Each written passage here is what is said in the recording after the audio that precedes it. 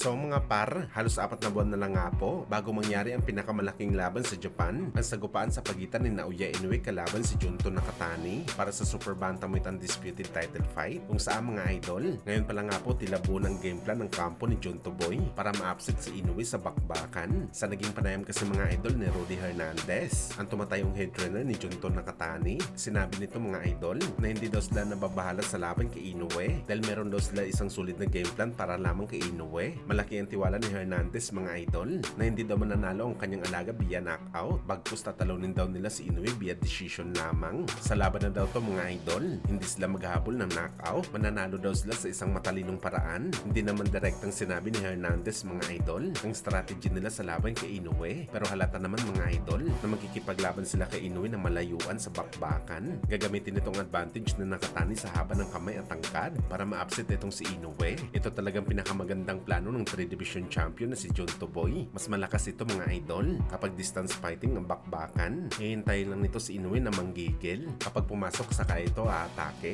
Malamay weather na galawan pero walang takbo. Dagdag pa ni Hernandez, wala daw sa isip nila ang knockout, pero kung meron daw chance mga idol, igagrab daw nila ito sa bakbakan. Pero gayon pa man mga idol, mahirap ang kalaban si Nakatani sa bakbakan dahil sa advantage na to na wala sa mga lower class na fighter. Pero tandaan natin mga idol, isang Inoue ang kalaban nito. Malaki ang tsansa na hindi ubra ang game plan ng Nakatani. Ang boxing kasi mga idol hindi lang physical sports, labanan din ito ng mentality. Mabangis nga ang game plan mo sa bakbakan, pero hindi naman solid ang mentalidad mo para ma-execute ng tama ang game plan mo sa bakbakan.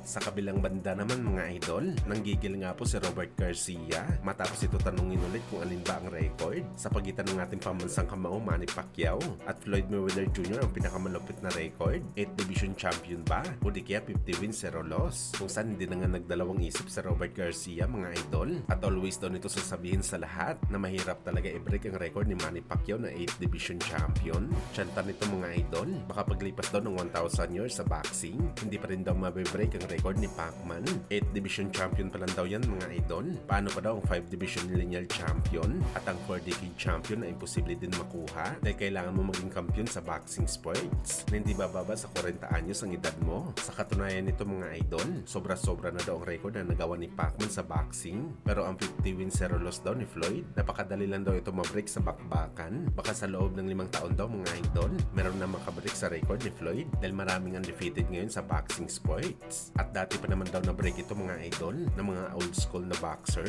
kagaya na lang ni Julio Cesar Chavez na 89 wins 0 loss. Indikasyon lang daw ito mga idol na madali lang daw ang record ni Floyd, pero pagdating naman sa husay sa bakbakan, undecided naman si Robert Garcia. Si Floyd ginawa para sa depensa at si Pacman naman ginawa para sa opensa.